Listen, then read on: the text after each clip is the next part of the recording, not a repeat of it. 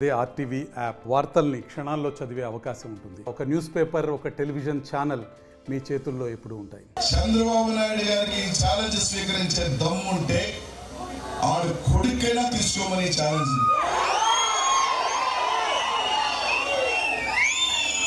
మా అబ్బాయి మా తాతేమి మంత్రులు కాదు, ముఖ్యమంత్రులు కాదు, వేల కోట్ల ఇదేం కాదు, ఈ రాష్ట్రంలో పెద్ద పెద్ద కుటుంబాలేం కాదు. ఒక సామాన్యుడిని, తండ్రి లేని బిడ్డగా నేను రాజకీయాల్లోకి వస్తే ఈరోజు రాష్ట్రంలో 2 సార్లు ఎమ్మెల్యే అయ్యా, మంత్రి అయ్యా, ఏ మూలకెళ్ళినా పలానా వాడు అనిల్ కుమార్ యాదవ్ అని చెప్పించుకున్నా. తాత ముఖ్యమంత్రి, తండ్రి 14 సంవత్సరాల ముఖ్యమంత్రి అని చెప్పి కొడుకుని కూడా గెలిపించుకోలేక చేతగాని దత్తమ కొడుకుని నువ్వు పెట్టుకోవాలి.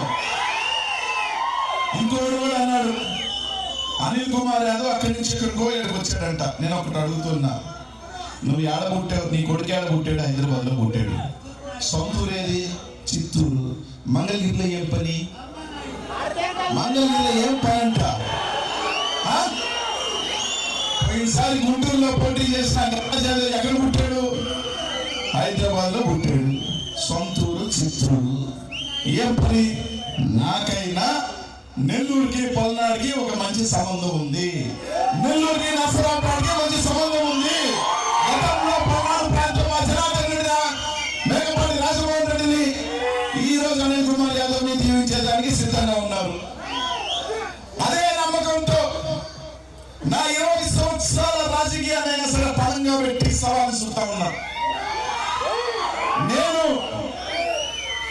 అన్ని వదిలేసి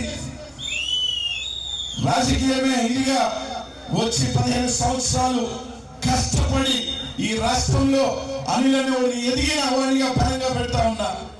నా 20 సంవత్సరాల రాజకీయ భవిష్యత్తుని నువ్వు నీ కొడుకు చేత ఎవరి చేతనో ఈ సవాల్ స్వీకరించు. పల్నాడులో కానీ నేను ఓడిపోతే రాజకీయంలో చెప్పుకుంటా. పల్నాడు పౌరుషాల పెట్ట గత మీద చెప్తా ఉన్నా, నేను వచ్చి అదే పౌరుషంతో చెప్తా ఉన్నా.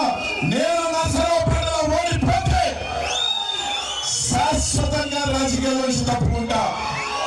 ఈ సాల్ నీ కొడుకు చేత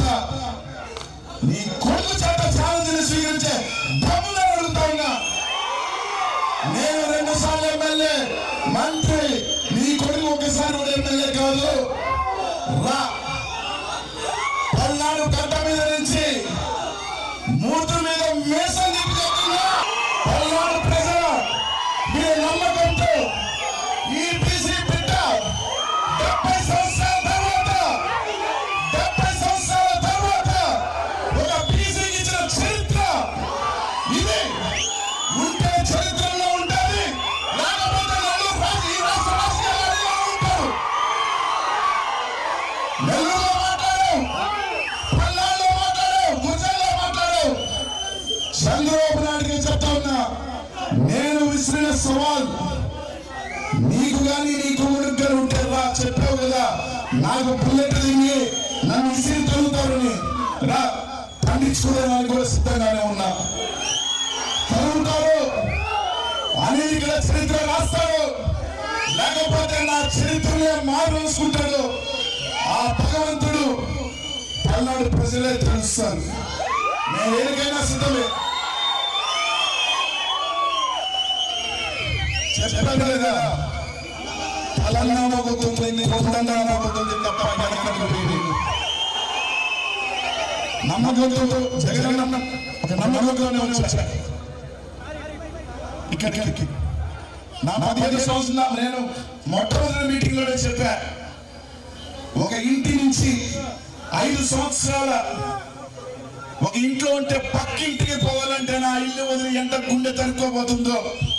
15 సంవత్సరాలుగా ఆ జిల్లాలో ఒక్కొక్కరు ఇటుగా పెంచుకొని పెరిగిన జిల్లానే అన్న మాట కోసం ఇక్కడికి వచ్చి పోటీ చేస్తా ఉన్నా. అట్లాంటిది ఇక్కడ కానీ నాకు పొరపాటు జరిగితే అవసరమైతే రాజకీయాలైనా వదిలేస్తాను, సిద్ధంగానే ఉన్నా. ఇదే చంద్రబాబు నాయుడు చెప్తానా ఈ వేదిక నుంచి, నీకు చిత్తూరు పౌరుషం ఉంటే, రాయలసీమ పౌరుషం ఉంటే స్వీకరించు, నువ్వు లేకపోతే నీ కొడుకు చేత స్వీకరించు. మరిన్ని వీడియోస్ కోసం ఛానల్ ని సబ్స్క్రైబ్ చేయండి, లేటెస్ట్ అప్డేట్స్ కోసం వాట్సాప్ ఛానల్ ని ఫాలో చేయండి అండ్ లింక్ డిస్క్రిప్షన్ లో ఉంది.